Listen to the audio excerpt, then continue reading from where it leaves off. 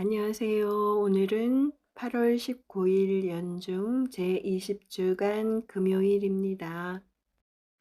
오늘 제1독서인 에제키엘 예언서에서 주님께서는 에제키엘 예언자를 뼈로 가득 찬 계곡으로 데리고 가시어 마른 뼈들을 살리시며 이스라엘을 무덤에서 끌어내어 그들의 땅으로 데려가시겠다고 예언하게 하십니다.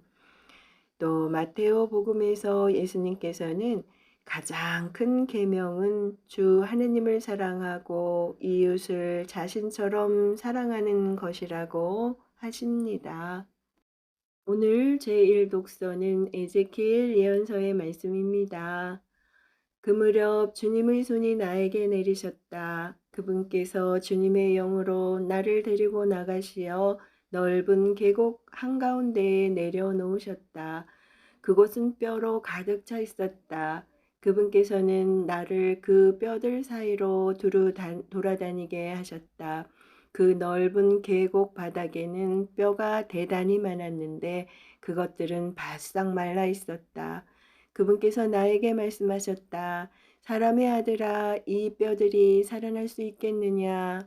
내가 주 하느님 당신께서 아십니다 하고 대답하자 그분께서 또 나에게 말씀하셨다. 이 뼈들에게 예언하여라. 이렇게 말하여라. 너희 마른 뼈들아 주님의 말을 들어라. 주 하느님이 뼈들에게 이렇게 말한다.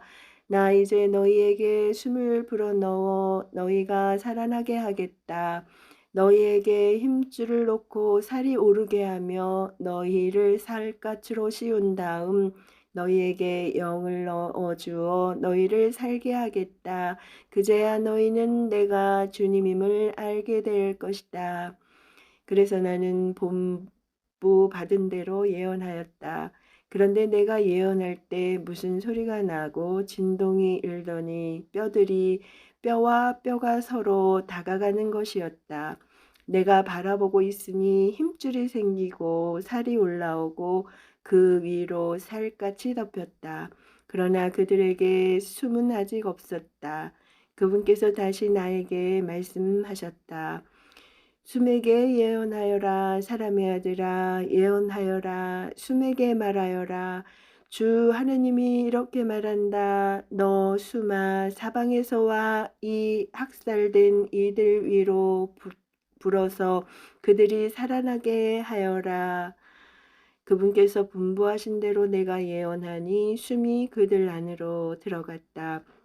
그러자 그들이 살아나서 제 발로 일어서는데 엄청나게 큰 군대였다. 그때에 그분께서 나에게 말씀하셨다. 사람의 아들아, 이 뼈들은 온 이스라엘 집안이다. 그들은 우리 뼈들은 마르고 우리 희망은 사라졌으니 우리는 끝났다고 말한다. 그러므로 예언하여라. 그들에게 말하여라. 주 하느님이 이렇게 말한다. 나 이제 너희 무덤을 열겠다. 그리고 내 백성아 너희를 그 무덤에서 끌어내어 이스라엘 땅으로 데려가겠다. 내 백성아 내가 이렇게 너희 무덤을 열고 그 무덤에서 너희를 끌어올리면 그제야 너희는 내가 주님임을 알게 될 것이다. 내가 너희 안에 내 영을 넣어 주어 너희를 살린 다음 너희 땅으로 데려다 놓겠다. 그제야 너희는 나 주님은 말하고 그대로 실천한다는 사실을 알게 될 것이다. 주님의 말이다. 주님의 말씀입니다. 하느님 감사합니다. 이어서 마테오 복음입니다. 그때에 예수님께서 가두사이들의 말문을 막아버리셨다는 소식을 듣고 바리사이들이 한데 모였다. 그들 가운데 율법 교사 한 사람이 예수님을 시험하려고 물었다. 스승님, 율법에서 가장 큰 계명은 무엇입니까? 예수님께서 그에게 말씀하셨다. 네 마음을 다하고 네 목숨을 다하고 네 정신을 다하여 주 너의 하느님을 사랑해야 한다. 이것이 가장 크고 첫째가는 계명이다. 둘째도 이와 같다. 네 이웃을 너 자신처럼 사랑해야 한다는 것이다. 온 율법과 예언서의 정신이 이 두 계명에 달려 있다. 주님의 말씀입니다. 그리스도님 찬미합니다. 이어서 오늘의 묵상입니다. 율법 교사의 질문에 대한 예수님의 대답이 어릴 적 캄캄한 밤하늘에 아름답게 빛나던 별처럼 느껴집니다. 예수님께서는 스승님, 율법에서 가장 큰 계명이 무엇입니까? 라는 질문에 10계명 가운데서 한 계명을 선택하지 않으십니다.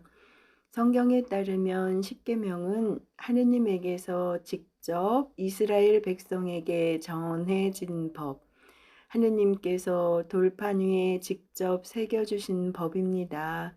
그런데 예수님께서는 가장 큰 계명을 10계명이 아닌 신명기와 레위기에서 한 구절씩 선택하셨습니다.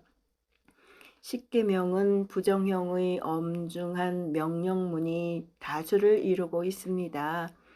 반면 예수님께서는 긍정적이고 역동적인 계명, 우리를 앞으로 나아가게 하는 계명을 말씀하십니다.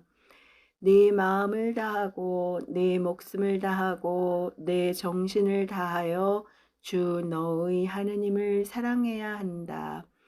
그런데 이보다 더 큰 놀라움을 주는 것은 예수님의 두 번째 대답입니다.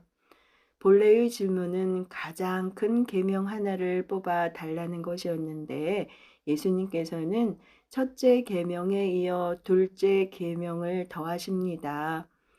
내 이웃을 너 자신처럼 사랑해야 한다. 그러면서 두 번째 계명이 첫 번째 계명과 같다고 하십니다. 누가 감히 그렇게 생각할 수 있겠습니까? 우리 스스로 그 두 계명을 다르게 보고 있지 않습니까? 이웃에 대한 사랑이 하느님께 드리는 사랑과 분리될 수 없습니다. 우리는 이웃을 사랑하는 가운데 진정으로 하느님을 사랑하게 됩니다. 이웃을 사랑하지 않으면서 하느님을 사랑하는 척만 하고 살 수는 없습니다. 기도와 침묵, 피정과 묵상을 하면서 하느님을 만나고 내적이며 영적인 삶을 가꾸는 일은 우리에게 반드시 필요합니다. 그러나 그것이 자칫 사람들과 멀어지게 하는 경향을 낳을 수도 있는데 그렇다면 그 또한 문제가 될 수 있습니다. 하느님과 이루는 친교가 사람들에 대한 또 이웃에 대한 무관심을 낳는다면 그것은 예수님의 가르침, 성경의 전통, 교회의 가르침에서 모두 동떨어진 것입니다.